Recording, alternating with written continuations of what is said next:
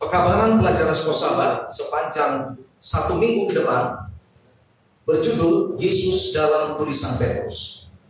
Kalau saudara mau baca tulisan Petrus dari buku 1 Petrus, 2 Petrus, saudara akan dapati bahwa buku Petrus ini berfokus membahas dan meninggikan Yesus.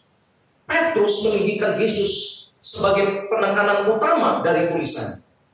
Dan kalau saudara pelajari buku Petrus, begitu banyak Petrus membahas tentang Yesus di dalam tulisannya.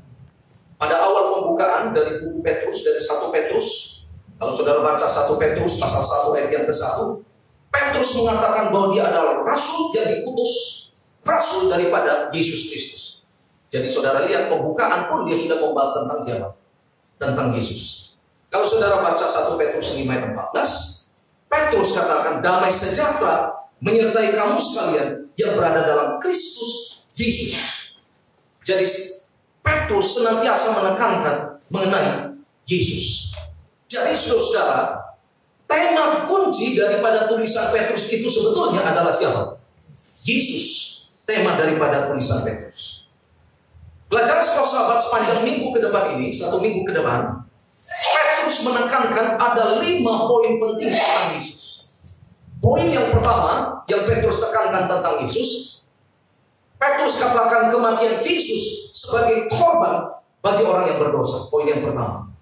Nah, poin yang kedua yang Petrus tekankan mengenai Yesus, penderitaan Yesus sebagai teladan bagi hidup kita, khususnya bagi orang percaya. Poin yang ketiga yang ditekankan oleh Petrus mengenai Yesus, kebangkitan Yesus dari kematian sebagai jaminan kebangkitan bagi saudara dan saya yang merupakan pengharapan untuk hidup kekal. Lalu poin yang keempat yang Petrus tekankan tentang Yesus, Petrus mengajarkan bahwa Yesus adalah seorang Mesias, Kristus yang diurapi. Dan poin yang kelima yang ditekankan oleh Petrus mengenai Yesus, Petrus katakan bahwa Yesus sendiri adalah Allah yang menjelma menjadi manusia, sehingga kita memiliki pengharapan di dalam Yesus. Jadi saudara sekalian, ada 5 poin yang ditekankan oleh Petrus mengenai Yesus dalam pelajaran Sahabat untuk 1 minggu ke depan. Nah, poin yang pertama, Petrus menekankan bahwa Yesus adalah sebagai korban penebusan. Kalau kita pelajari, sebetulnya tema Alkitab itu secara keseluruhan, temanya sebetulnya itu adalah membicarakan mengenai pekerjaan Allah dalam menyelamatkan manusia yang sudah jatuh ke dalam dosa melalui kejatuhan Adam dan Hawa dari buku Kejadian sampai kepada kejatuhan Babel di dalam buku Wahyu. Alkitab menekankan bahwa Alkitab adalah merupakan cerita atau karya Allah, bagaimana Allah mencari dan menyelamatkan yang hidup. Itu sebabnya Yesus di dalam misinya, kalau saudara baca Lukas 19 ayat 10, Yesus katakan anak manusia datang mencari dan menyelamatkan yang hidup. Jadi saudara, itulah tema Alkitab secara keseluruhan. Dan Petrus pun membahas tema yang sama di dalam tulisannya. Itu sebabnya kalau saudara baca 1 Petrus pasal 1 ayat 18 dan 19, Petrus menggambarkan kematian Yesus sebagai berikut. Sebab kamu tahu bahwa kamu telah ditebus bukan dengan barang panah, bukan pula dengan perak atau emas, melainkan dengan darah yang mahal, yaitu darah Kristus yang sama seperti darah anak domba yang tak bernoda dan tak bercacat. Saudara baca melalui 2 ayat ini, Petrus sedang menekankan ada 2 poin penting dari ayat ini. Petrus menekankan bahwa Yesus sebagai korban penebus. Pada saat yang sama, Petrus menekankan bahwa Yesus mengorbankan dirinya menggantikan kematian kita. Dan itu sebabnya penebusan daripada Yesus dilambangkan sebagai pengorbanan daripada anak domba. Petrus mengajarkan bahwa kamu sudah ditebus dari cara hidupmu yang sia-sia, yang kamu warisi dari nenek moyangmu. Di saat yang sama juga Petrus mengatakan kamu kamu telah ditebus dengan darah yang mahal. Kalau saudara mau tahu berapa harga kita, lihatlah bukit Golgota. Arahkan pandangan saudara. Harga kita seharga darah daripada Tuhan kita, Yesus Kristus. Dan disebutkan, kamu telah ditebus dengan darah yang mahal. Darah Yesus yang dilambangkan dengan darah anak domba yang tidak bernoda dan yang tidak bercacat celah. Jadi saudara, kalau saudara pelajari mengenai penebusan, Alkitab menggambarkan penebusan dengan berbagai cara. Misalkan kalau saudara baca dalam Keluaran 34 ayat 19 dan 20, untuk menebus anak sulung daripada keledai jantan, atau untuk menebus anak sulung laki-laki, itu ditebus dengan seekor domba yang dikorbankan menjadi pengganti. Jadi bukan cuma melambangkan penebusan untuk keselamatan manusia. Kalau saudara baca juga dalam Imamat 25 dan 6, saudara temukan kalau ada orang yang jatuh miskin, dia tidak bisa lagi menghidupi kehidupannya, kemudian dia akan jual tanah. Sesudah dia akan jual tanahnya, dia akan bisa tebus itu dengan uang untuk menebus kembali tanah yang dia sudah jual oleh karena kemiskinan. Dan kalau saudara pelajari, Petrus pun menghubungkan kematian Yesus dengan penebusan yang dihubungkan dengan upacara korban melalui pengampunan dosa yang ada di bait suci atau di Ka'bah. Itu sebabnya kalau saudara baca Imamat pasal yang keempat, saudara temukan di zaman perjanjian lama sampai di zaman Yesus, bila mana ada seorang yang berdosa, yang mau dosanya diampuni, ini bicara upacara harian. Apa yang dia harus lakukan? Dia akan membawa seekor domba jantan yang tidak bercacat celah ke pintu gerbang bait suci. Dan apa yang dia lakukan di sana? Dia akan meletakkan tangannya di atas kepala domba dan akan mengakui dosa-dosa. Dan sesudah itu kemudian domba itu disembelih. Lalu darahnya dioleskan pada bagian mesbah. Dan kemudian sebagian dicurahkan pada bagian bawah daripada mesbah. Upacara korban mempersembahkan domba ini melambangkan akan kematian Yesus untuk menebus saudara dan saya. Dan Yesus menjadi korban untuk keselamatan kita. Dan bila mana saudara pelajari, Yesus adalah sebagai korban pendamaian untuk mendamaikan Allah Bapa dengan manusia yang berdosa oleh karena dosa dan pelanggaran. Salah satu akibat dosa yang paling fatal, memisahkan kita dari siapa? Dari Allah. Putus komunikasi. Dan kematian Yesus yang dilambangkan dengan domba yang disembelih, domba yang dikorbankan, mendamaikan hubungan kita dengan Bapa. Petrus katakan bahwa kematian Yesus adalah untuk menebus saudara dan saya dari kehidupan yang berdosa, dan untuk menebus saudara dan saya dari kebinasan yang kekal. Sebetulnya kita yang layak untuk mati karena kita orang berdosa, kita yang sudah melanggar hukum Tuhan. Tapi Yesus sudah gantikan kematian kita. Dan saudaraku, untuk menebus kematian saudara dan saya, dia harus gantikan dengan apa? Dengan kematian. Itulah sebabnya pelajaran sekolah sahabat ini menekankan bahwa Yesus sebagai korban untuk menebus saudara dan saya, menebus kematian saudara dan saya yang seharusnya saudara dan saya mati, tapi dia gantikan dengan kematiannya yang dilambangkan dengan domba yang disembelih di Ka'bah. Kemudian yang bagian yang kedua, Petrus menekankan mengenai kesengsaraan Kristus yang merupakan bagian daripada penderitaan Yesus. Kesengsaraan Yesus menunjuk kepada apa yang Yesus derita, khususnya pada bagian akhir dari pelayanannya yang dimulai pada waktu Yesus masuk ke kota Yerusalem bersama-sama dengan murid. Petrus juga menekankan dan menuliskan bagaimana penderitaan Yesus yang sangat menyakitkan pada akhir hidupnya sebagai manusia.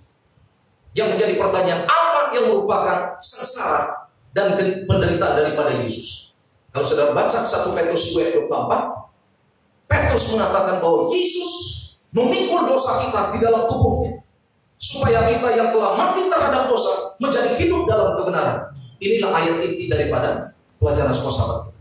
Inilah penderitaan daripada Yesus. Nah, kalau saudara baca Roma 5 ayat 12, sebab upah dosa adalah maut. Maut yang mana? Bukan maut kematian yang pertama, tetapi maut kematian yang kedua, kematian selama-lamanya. Seharusnya saudara dan saya yang mati, tapi dia sudah gantikan dengan kematian. Itu sebabnya dalam 1 Petrus 2:22, Petrus katakan Yesus yang sempurna, yang tidak ada tipu daya di dalam mulutnya, kemudian dia mati menggantikan kita. Dalam Yesaya 53 ayat 3 sampai 5, Yesus mati menderita untuk menggantikan kita. Dan coba saudara bayangkan penderitaan Yesus menggantikan saudara dan saya. Coba bayangkan. Pikiran kita berpikir tentang dosa, tapi kepala Yesus yang ditusuk oleh mahkota. Coba bayangkan tangan kita yang melakukan dosa, tapi tangan Yesus yang ditusuk oleh paku. Coba saudara bayangkan kaki kita melangkah ke tempat dosa, tapi kaki Yesus yang ditusuk oleh paku. Tubuh kita melakukan hawa nafsu dosa, tapi lambung Yesus yang ditusuk dengan tombak.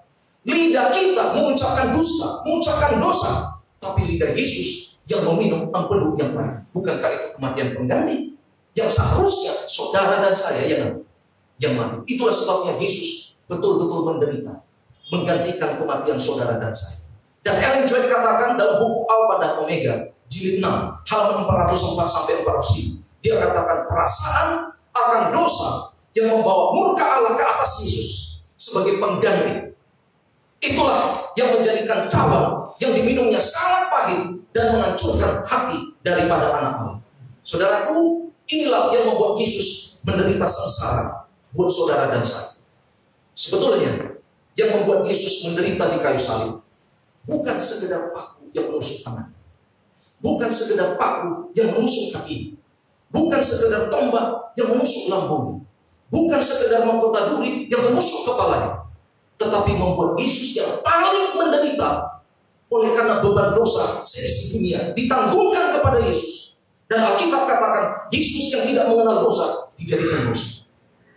Dan yang paling menyakitkan, dia terpisah daripada Bapaknya oleh karena menanggung dosa saudara dan saya. Itu sebabnya Yesus katakan pada waktu dia disalib, Yesus katakan apa? Eloi, Eloi, lama sabachthani. Ya Allah, mengapa engkau meninggalkan aku? Itulah yang paling menyakitkan, kesengsaraan dan penderitaan daripada Yesus. Dan Petrus menekankan itu di dalam tulisan. Kemudian bagian yang ketiga, Petrus juga menekankan mengenai kebangkitan Yesus. Kalau saudara baca 1 Petrus pasal 1 ayat 3, Petrus mengarahkan perhatian orang percaya yang menderita oleh karena Yesus kepada pengharapan yang kekal, yang bertumbuh kepada kebangkitan Yesus dari kematian. Dalam 1 Petrus pasal 1 ayat yang keempat, Petrus katakan, melalui kebangkitan Yesus, orang Kristen yang percaya di dalam namanya, yang mati di dalam namanya, dapat melihat ke depan kepada warisan surga yang tidak dapat binasa. Kalau saudara bandingkan tulisan Petrus ini dengan tulisan daripada Paulus, dalam konteks menekankan kebangkitan Yesus, memiliki bentuk paralel, ada persamaan. Paulus pun menekankan tentang kebangkitan Yesus. Kalau saudara baca 1 Korintus 15 ayat 20 dan 21, Paulus katakan kebangkitan Yesus dari antara orang mati menjadi jaminan kebangkitan kita dari kematian, dibangkitkan oleh Yesus. Paulus juga menekankan dalam 1 Korintus 15 ayat 17, dia katakan jika Kristus tidak dibangkitkan, maka sia-sialah kepercayaan kamu dan kamu yang masih hidup di dalam dosa. Jadi saudara-saudara, Petrus dan Paulus menekankan poin yang sama tentang kebangkitan Yesus menjadi pengharapan bagi saudara dan saya untuk hidup kekal, warisan yang sudah disediakan bagi saudara di sorga.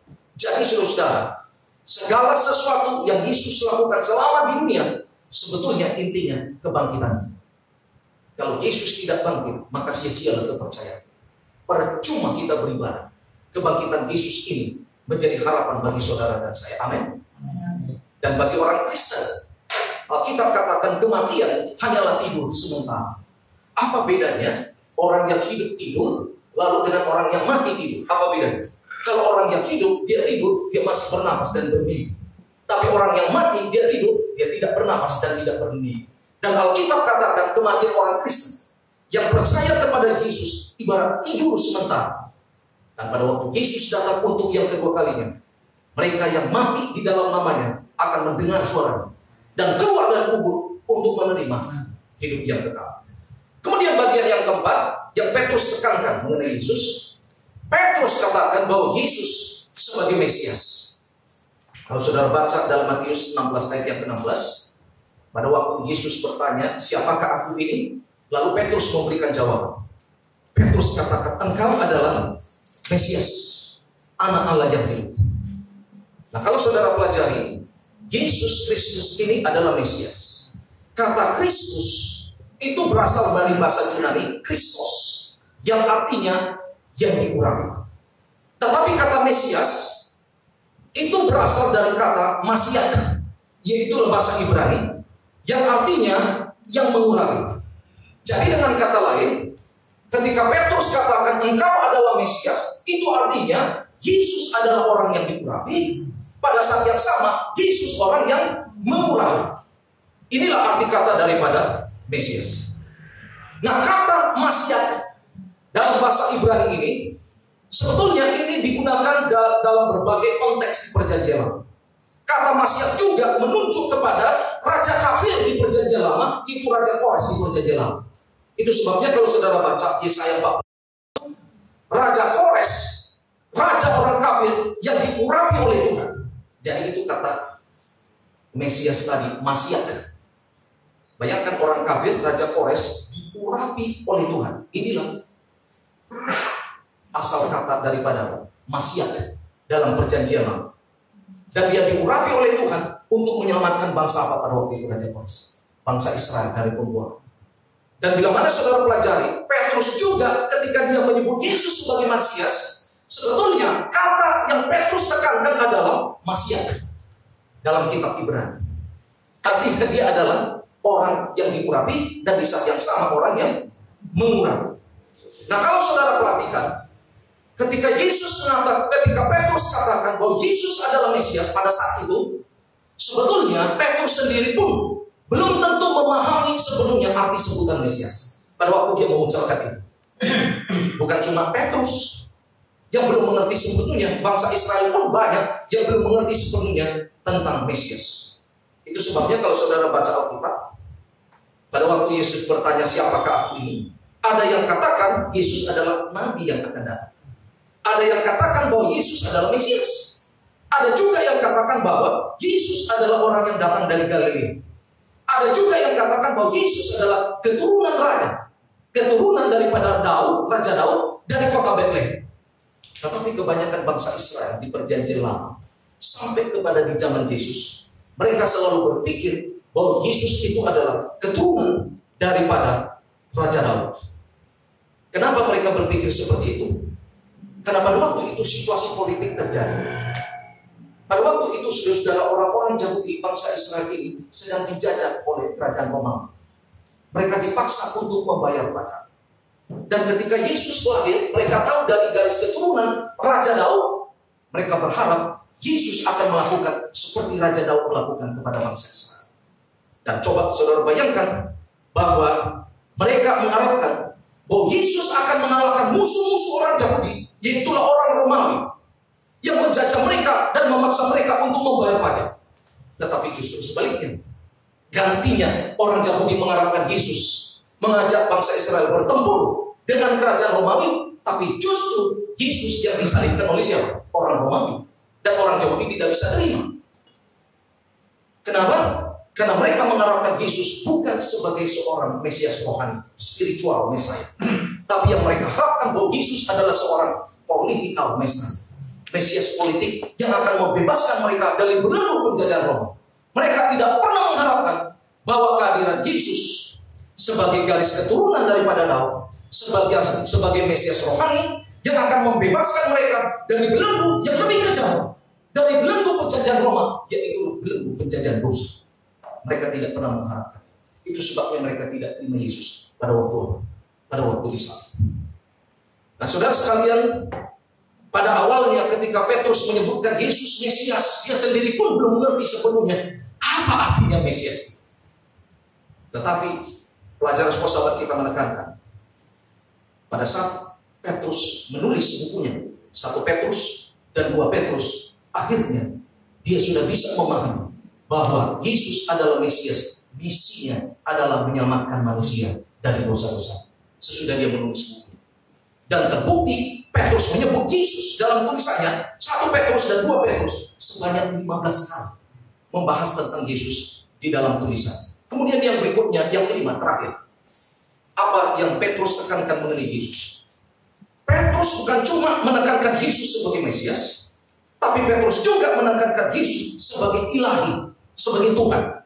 Itu sebabnya kalau saudara baca 1 Petrus 1 ayat 3, 2 Petrus 1 ayat 18, ayat 14 dan 16, saudara temukan Petrus menunjuk Yesus sebagai Mesias, sebagai Kristus, sebagai Tuhan, dan sebagai Allah itu sendiri.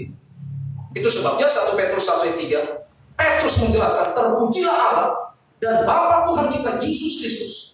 Jadi saudara-saudara, melalui tulisan Petrus ini, Petrus menekankan bahwa hubungan antara Allah dan Yesus disebut seperti hubungan antara Bapa dengan apa? Dengan Anak. Dalam 2 Petrus pasal 1 ayat 17, Petrus menekankan bahwa Yesus adalah Anak yang dikasihi, yang menerima kehormatan dan kemuliaan daripada Bapa. Dalam 2 Petrus ayat 1 dan 1, bahwa Yesus adalah Allah dan Juru Selamat kita, memberitahukan bahwa Allah dan Juru Selamat menunjuk kepada orang yang sama, yaitu siapa? Yesus. Membuktikan bahwa Yesus memiliki keilahian yang penuh seperti Allah. Kalau saudara baca banyak tulisan-tulisan Petrus di Alkitab, saudara akan temukan Petrus pun menulis tentang kealahan. Petrus pun menulis tentang Allah Bapa, tentang Allah Anak, dan juga tentang Roh Kudus. Mereka ini adalah 3 pribadi yang berbeda, tetapi satu dalam kepribadian, satu di dalam karakter, satu di dalam kealahan, sama-sama Allah. Dan mereka diikat dalam kealahan. Pribadinya berbeda, tetapi kepribadian dan karakternya bagaimana? Sama. Petrus menekankan tentang kealahan. Dan Petrus juga menekankan bahwa Yesus sepenuhnya Allah. Dia adalah ilahi, sama seperti Allah Bapa dan sama seperti Allah Roh Kudus. Itu sebabnya gereja Advent melalui kepercayaan 28 doktrin memasukkan doktrin Trinitas dan menekankan bahwa Yesus bukan hanya Mesias, tetapi dia adalah Allah sendiri. Dan Petrus katakan melalui tulisannya, dia tekankan bahwa Yesus adalah Mesias dan Allah. Jadi saudara, pelajaran sekolah sahabat ini menekankan Yesus dalam tulisan Petrus. Begitu banyak Petrus membahas tentang siapa? Yesus, dan meninggikan siapa? Yesus. Inilah garis besar